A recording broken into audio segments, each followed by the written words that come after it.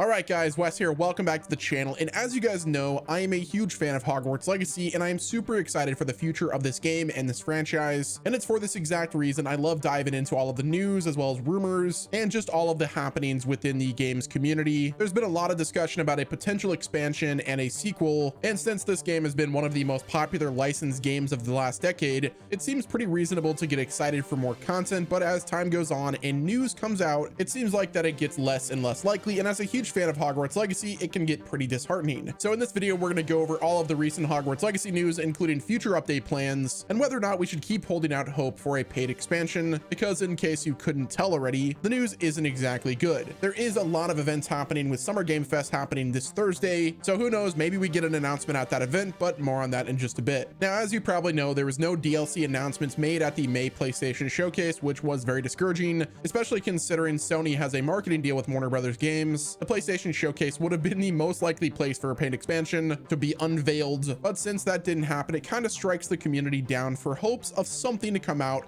in a reasonable amount of time. There has been tons of rumors regarding a paid expansion floating around for months, as well as a new game plus mode, and many of us were thinking that it would be announced at the PlayStation Showcase, but since that didn't happen, it feels like we're just back in the dark in that regards to what's going to happen next. With the ridiculous financial success of this game, I mean, this game sold so many copies, it seems pretty obvious that Warner Brothers would want to keep that train rolling, but also due to the fact that Hogwarts Legacy was made by a studio that really wasn't as experienced in making AAA games to this level, so it makes sense that Avalanche and Warner Brothers Games were not expecting this level of success. It likely means that they were completely unprepared to make some kind of post-launch content, and since the Switch version of Hogwarts Legacy recently got pushed back to November and is presumably the studio's main focus right now, I guess we really can't expect anything official to be added to the game in the near future. It also seems to be pretty clear that Warner Brothers Games wants another Hogwarts Legacy type game at some point, so any DLC plans might just be pushed back to implement into the sequel game, which wouldn't be the worst thing in the world, but it would also certainly be a missed opportunity. With how many people bought Hogwarts Legacy and how many people are still playing it, myself included, a paid expansion really seems like a no-brainer. But at the end of the day, if Avalanche Software and Portkey Games don't have the manpower to get the job done because they're so busy on the Switch version, it just likely isn't going to happen, which is a real shame. Now, I shouldn't say that there won't be any new official updates to Hogwarts Legacy in the future, because my last video was literally going over patch notes of the new update, and I'm sure they already have another one in development, but it probably won't be anything big in terms of content. Real quick, guys, thank you so much to Warframe for sponsoring today's video. They wanted me to talk about their newest update, the Duviri Paradox. Click the link below to get started and play now. The Duviri Paradox is an adventure you could jump right into, whether you're new to Warframe or you're a returning player. You could download this update for free and start off the Duviri Paradox right at the beginning. The Duviri Paradox is a sci-fi adventure to escape an enormous open world that transforms based on the mood of its ruler, the Mad King named Dominus Thrax. The Duviri Paradox is an epic cinematic quest in a vast open world located in the void. It also has a customizable flying Kaith mount, which is basically a flying horse. On your adventure, you could choose what powers you acquire and upgrade. With the new decree and intrinsic system, embark on missions that offer a constantly changing selection, and the Duviri Paradox is out right now. So start your adventure by signing up today for free using my link below. Thanks again to Warframe for sponsoring today's video. There are still quite a few bugs to get sorted out that have been present since the game's launch. Luckily though, the collector's edition trophy on PlayStation has been fixed, where the tracker was not working, and it basically made it so you could not get the platinum trophy. That has luckily been fixed, but there are still a handful of bugs that have been ongoing since launch, and it's all but confirmed at this point that Avalanche is slowly working on fixes for them. But that kind of backs up what I said before about them simply not having the manpower for a major expansion to be pushed through development. If Avalanche is both steadily working out the bug fixes, but also developing the Switch port of the game, all happening since February's launch, and on top of that, they had to push back the actual Switch port, I find it very hard to believe that they're working on a paid expansion. As much as they probably want to release one, I find it very hard to see it happening at this point. In a way, I kind of feel bad for Avalanche, because on one hand, the game they poured their heart and soul out is a runaway success and sold way more than anyone expected it to. I'm sure it's a really awesome feeling to have people around the world literally begging you to release more content for it, but on the other hand, it must be really disheartening to see all of those fans waiting for new content, and yet you literally can't do anything about it because the entire team is now dedicated to simple maintenance, upkeep, and of course porting the game to the Nintendo Switch. Again, Hogwarts Legacy seriously defied all of the expectations and odds, and neither Avalanche nor Warner Brothers Games were expecting it. And I quote, Hogwarts Legacy sold